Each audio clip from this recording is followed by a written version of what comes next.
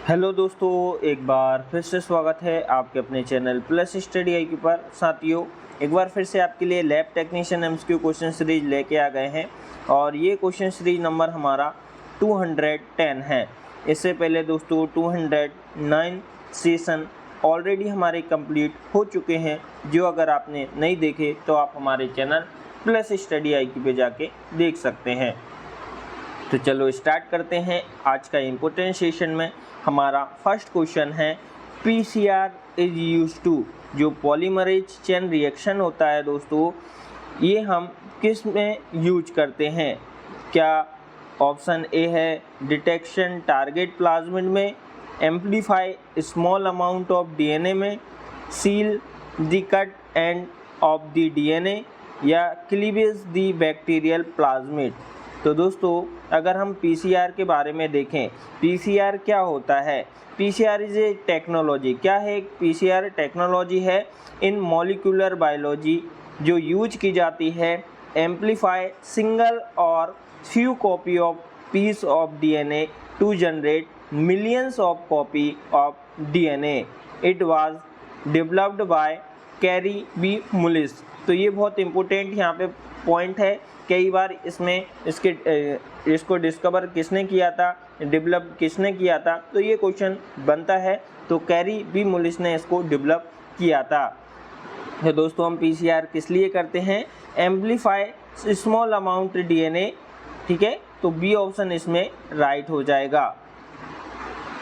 Next question पे हम बात कर रहे हैं, तो नेक्स्ट क्वेश्चन हमारा है रिवर्स ट्रांसक्रिप्टेज इज।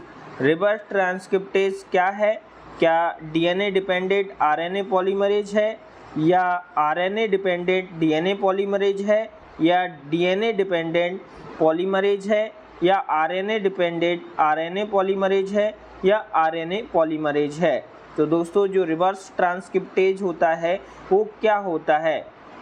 तो दोस्तों अगर हम बात करें, reverse transcriptase has RNA dependent DNA polymerase activity and used to genome RNA a template first synthesis single strand DNA by reverse transcripted of genomic RNA then final double stranded DNA।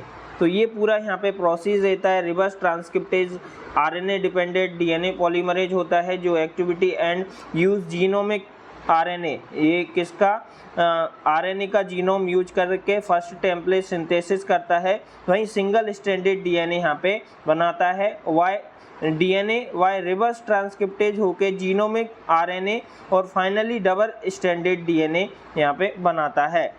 तो ये अगर हम देखें reverse transcriptase हमको किस में देखने को मिलता है, तो ये भी एग्जाम्पल में पूछा जाता है। तो HIV एंड अदर जो रेट्रोवायरस होते हैं पजेस रिवर्स ट्रांसक्रिप्टेज इसमें पाया जाता है। तो आप यहाँ पे क्वेश्चन पूछा गया था रिवर्स ट्रांसक्रिप्टेज क्या होता है? RNA डिपेंडेंट होगा, DNA पॉलीमरेज होगा। ठीक है, तो बी ऑप्शन दोस्तों इसमें राइट हो जाएगा। बहुत ही इंपॉर्टेंट क्वेश्चन है दोस्तों, ये ज़्यादातर क्वेश्चन इस तरह के पूछे जाते हैं। नेक्स्ट क्वेश्चन देख लेते हैं। थर्ड नंबर का हमारा क्वेश्चन है enzyme use in polymerase chain reaction. तो जो पॉलीमरेज चेन रिएक्शन है दोस्तों, इसमें कौन सा एंजाइम यूज होता है? क्या रिस्ट्रिक्शन एंडोन्यूक्लिएज यूज होता है, या DNA पॉलीमरेज यूज होता है, या एल्कलाइन फास्फेटेज यूज होता है, या RNA पॉलीमरेज यूज होता है, या रिवर्स ट्रांसक्रिप्टेज? तो ये सारे एंजाइम बहुत इंपॉर्टेंट हैं, जैसे कि रिस्ट्रिक्टेड एंडोन्यूक्लिएज किस में होगा, DNA पॉलीमरेज किस में होगा, एल्कलाइन किस में होगा, RNA पॉलीमरेज किस में होगा, रिवर्स ट्रांसक्रिप्टेज किस में होगा। ये सारे ऑप्शन हमको क्लियर होना चाहिए, जब ही हम दोस्तों आगे क्वेश्चन को एक डिटेल से समझ सकते हैं।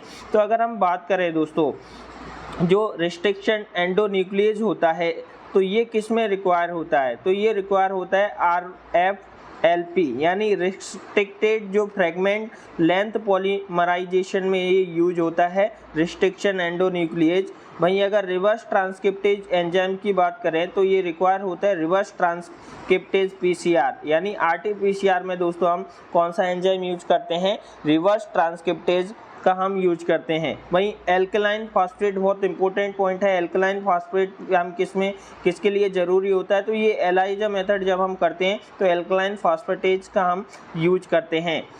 और ये आरएनए पॉलीमरेज की बात करें तो ये किसी में रिक्वायर्ड नहीं होता है। तो अगर हम देख रहे थे दोस्तों, 3rd नंबर का जो क्वेश्चन पूछा गया है कि enzyme use in polymerase chain reaction में, तो पॉलीमरेज चेन रिएक्शन में हम डीएनए पॉलीमरेज यूज करते हैं।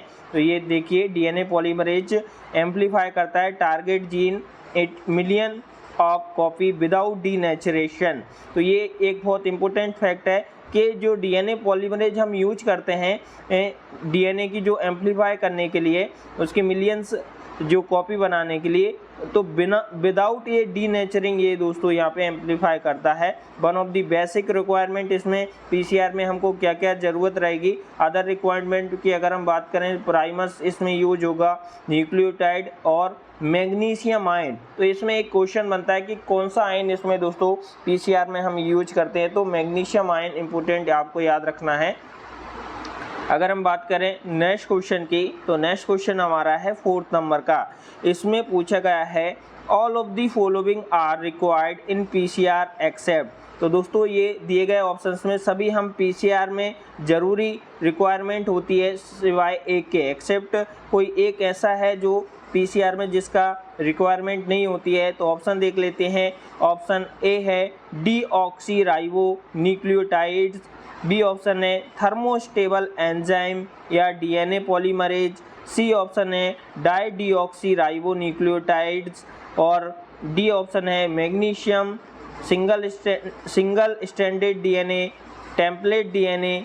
तो अगर हम बात करें दोस्तों all are required following option, जो पीसीआर में सभी दोस्तों रिक्वायरमेंट होते हैं सिवाय एक के, तो एक कौन सा नहीं होता है, तो ये दोस्तों जो डाईडीऑक्सी राइबो न्यूक्लियोटाइड होता है ये हम पीसीआर में यहाँ पे यूज़ नहीं करते हैं, रिक्वायर्ड नहीं होता है। बाकी जो deoxy ribo nucleotides, thermostat enzyme और डीएनए पॉलीमरेज भी यूज करते हैं। भाई मैग्नीशियम आयन की बात करें या सिंगल स्टैंडर्ड डीएनए या टेम्पलेट डीएनए की बात करें तो ये सभी यहाँ पे यूज होते हैं। तो आप देखिए जो डाईडीऑक्सी राइबो न्यूक्लियोटाइड होता है ये नॉट रिक्वायर्ड होता है, नॉट यूज होता है पीसीआर में, इसका हम यूज़ नहीं करते हैं। वही अगर रिक्वायर और पीसीआर की अगर हम बात करें तो इम्पोर्टेंट जो क्या क्या हमको रिक्वायरमेंट होती है, तो सबसे पहले होता है पॉलीमरेज का हम यूज करते हैं। ऑप्टेन फ्रॉम, ये किससे प्राप्त किया जाता है पॉलीमरेज, तो थर्मस जो एक्वेटिक एक प्लांट होता है दोस्तों,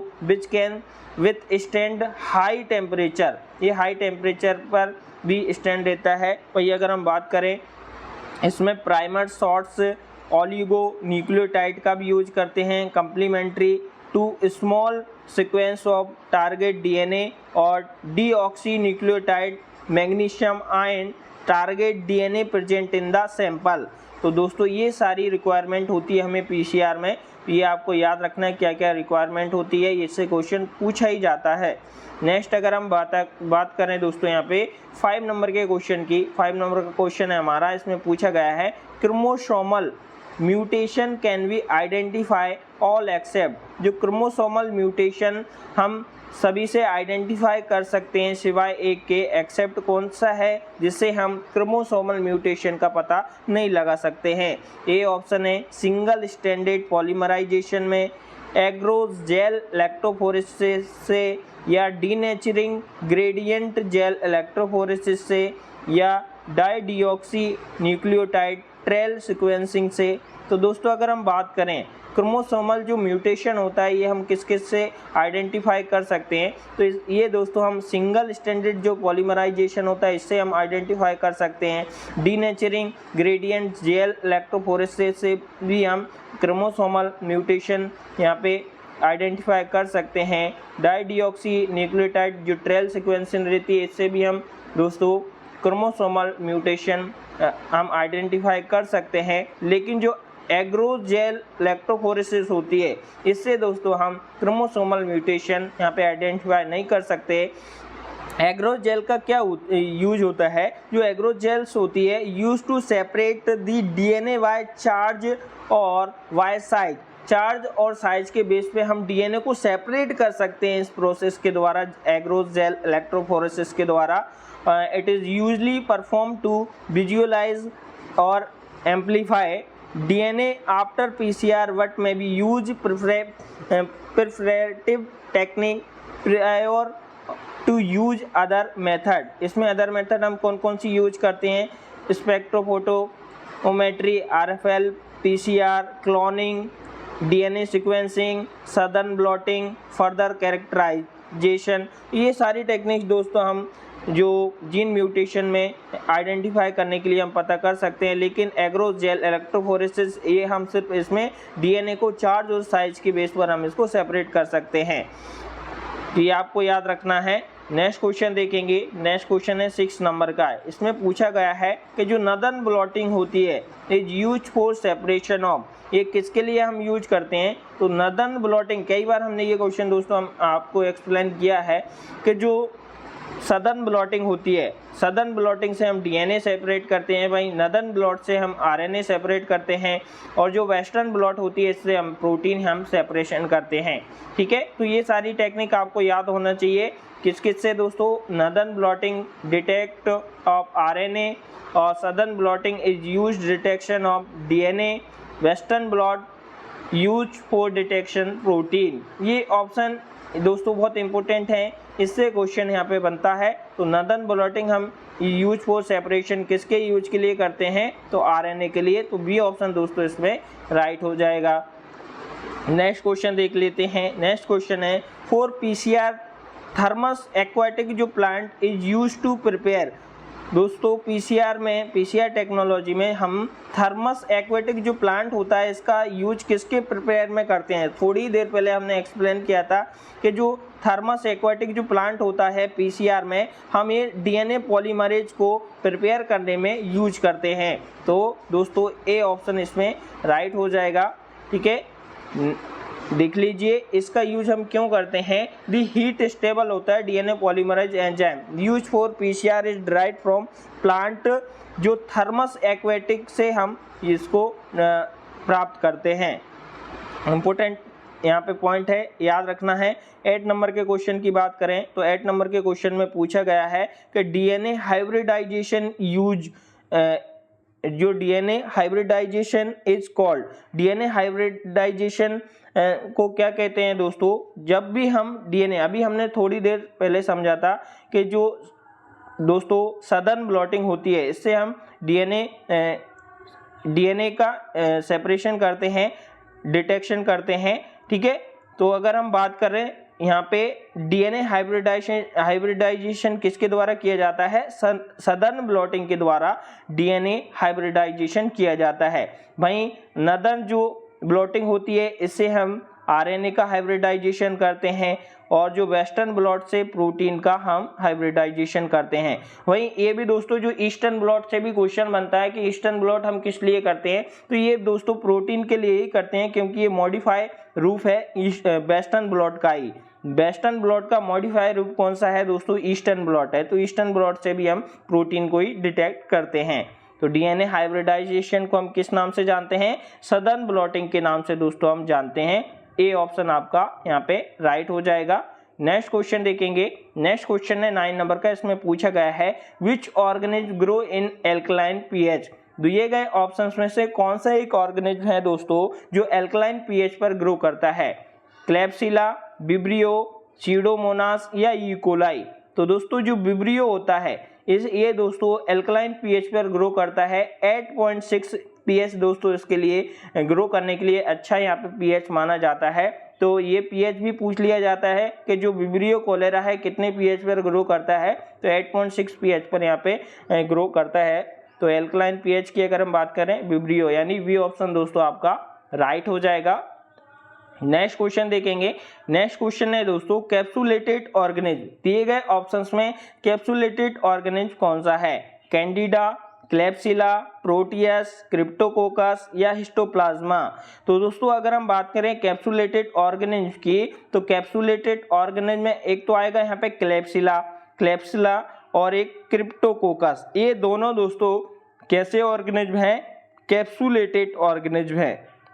ये आपको याद रखना है। क्लैप्सिला एंड क्रिप्टोकोकस कैसे हैं, कैप्सुलेटेड ऑर्गेनिज्म के अंतर्गत आते हैं। आज के सेशन में दोस्तों हमने 10 बहुत ही इंपॉर्टेंट क्वेश्चनों को यहाँ पे देखा। अगले ऐसे ही दोस्तों क्वेश्चन हम लाते रहेंगे नेक्स्ट सेशनों में, तो आप हमारे साथ कंटिन्यू जुड़े रहिए। और प्लस स्टडी IQ जो चैनल है, इसको अभी तक आपने सब्सक्राइब नहीं किया है तो सब्सक्राइब आप जरूर करिए और इस सेशन को ज़्यादा से ज़्यादा अपने दोस्तों के साथ, साथियों के साथ यहाँ पे शेयर करने की कोशिश करिए, जिससे दोस्तों यहाँ पे सभी इसका यूज कर सकें। और इन क्वेश्चनों से दोस्तों बहुत इंपॉर्टेंट क्वेश्चन हम आपके लिए यहाँ पे सेपरेट करके ला रहे हैं, जो या तो एग्जाम में पूछे गए हैं या फिर पूछे जाने की ज़्यादा संभावना है। ऐसे क्वेश्चनों को ही हम यहाँ पे आपके साथ एक्सप्लेन करते हैं।